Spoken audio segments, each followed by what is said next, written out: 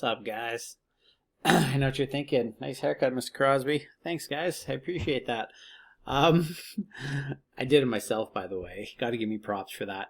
Last chapter, chapter 3, we saw the Brown versus Board of Education Supreme Court ruling, and at this point in the civil rights movement, schools were to be integrated. No longer were they to be segregated, where you had white and black students separate from each other. Pardon me, I just knocked the mic.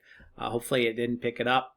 And of course, guys, we also see the Little Rock Central High School drama that played out in September of 1957, and how the residents of Little Rock, many residents, not all, but many residents in Little Rock, did not want to see the 9 African-American students become students at Little Rock Central High, which was previously all white, despite the fact that Brown, too, said that schools were to be integrated with all deliberate speed. Now, in Chapter 4, we are introduced to Rosa Parks and Dr. Martin Luther King Jr. Before we do that, let's talk about number 18 and number 19. So number 18 says, despite the fact that racial segregation has been deemed illegal, explain the concept of de facto segregation. So de jure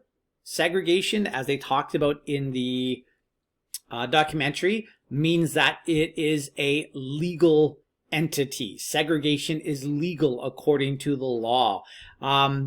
After the Brown versus Board of Education ruling, segregation was no longer legal, but it was still going on. It was still de facto. It was still happening. So despite the fact that strides were being made in the civil rights movement, as far as, making society better and more inclusive, and that laws were passed outlawing segregation, it was still happening. Now, number 19, Emmett Till. Who was Emmett Till? Emmett Till was a young African-American man, and he was from Chicago, Illinois, right? He was from Chicago, Illinois, and he visited a relative of his in Money, Mississippi. And while he was there, in the Jim Crow South, he whistled at a white woman.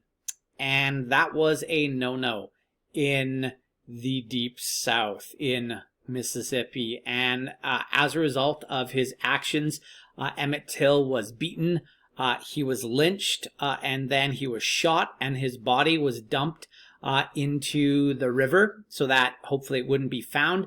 I believe something like a big, heavy industrial, like metal fan was chained to him to keep him at the bottom of the river, but eventually his body submerged, right? And he was found.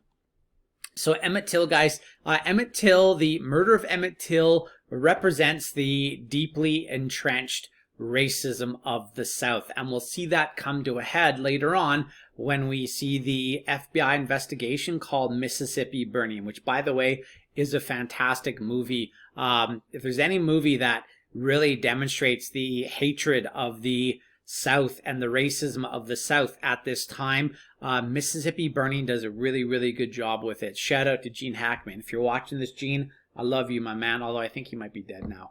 Up in heaven, Gene, we're remembering you. Okay, number 20, 21, and 22. Rosa Parks. Rosa Parks, what's the story here?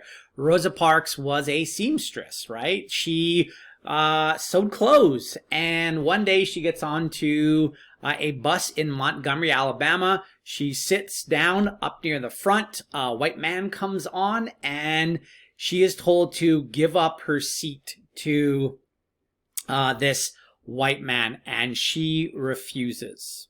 So Rosa Parks is not the first African-American citizen to be arrested for refusing to give up their seat. 9 months before the arrest of Rosa Parks, there was a 15-year-old black girl by the name of Claudette Colvin who was also told to give up her seat and would not. She refused, and much like Miss Parks, she was arrested as well. So that happened 9 months later in 1955.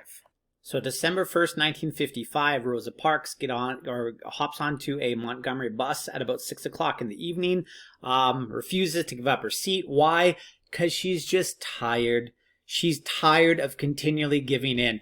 And she is arrested, much like the young lady 9 months before that. And this arrest really infuriated the African American population of Montgomery. So yeah, and guys, the rest, of course, is history. Rosa Parks, in my mind, is a hero, right? What she did took tremendous courage in the face of hatred. Now, number 21. How is the Montgomery bus boycott significant to the civil rights movement? The Montgomery bus boycott is the first major action or protest of the modern civil rights movement. It lasts 382 days. So for 382 days, the African American population of Montgomery refused to ride the bus. And we're talking about through rain, through sleet, through hail, through snow, didn't matter. Scorching heat, cold wind, whatever, they would not ride the bus. And this cost the city of Montgomery thousands of fares per day, which had an economic impact on them.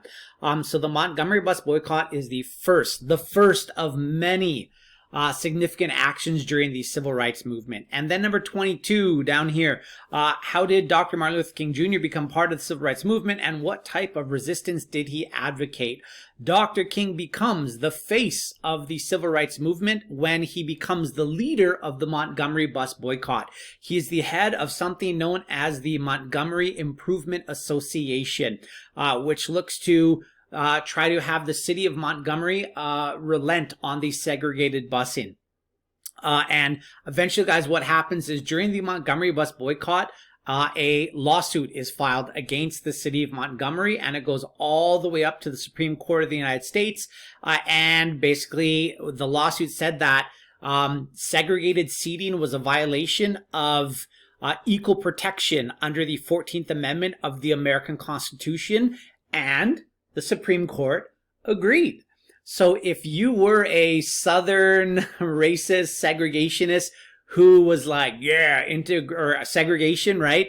You were not happy now that buses were being integrated. So first we had schools, and now we have busing, right? Now white people and black people are able to sit next to each other. So not very happy. So Dr. King is the leader of this boycott, and very quickly he's thrust into the limelight. A little history about Dr. King. He is a Southern Baptist minister, and as a Christian minister, he believed in what he called the weapon of love, right? And he believed that hatred based upon skin color was an aberration of God's will, right? Like, God says that we are brothers and sisters, yet here we have people dividing each other based upon the color of their skin, right? If we're all God's children, we're all equal in the eyes of God, yet to far too many, this was not a truth. So Dr. King used the weapon of love. He also used the tactic of non-violent passive resistance, or it's sometimes called civil disobedience, right? And the whole point here is you never raise a hand. You never get angry. You always be better. So as we'll see, guys, this non-violent civil disobedience plays out in places like Birmingham, Alabama later on, with something called Confrontation, or Project C, Project Confrontation, where, to be frank, all hell breaks loose in the civil rights movement, right? You'll see police dogs, fire hoses, and mass arrests because of these protests. And the whole time, while the white authorities in Birmingham are using violence against these protesters, the protesters never raised a hand against them. And this just made the actions of the city of Birmingham, in this case, look that much worse. And it caused many Americans to reevaluate their position on segregation and race relations in the United States of America. All right, so Chapter 5 coming up here, guys. Hopefully you're enjoying this. I personally find this history to be fascinating. I love seeing people overcome adversity, right? It is like a true feel-good story. So yeah, peace. Love you guys. Stay good and take it easy.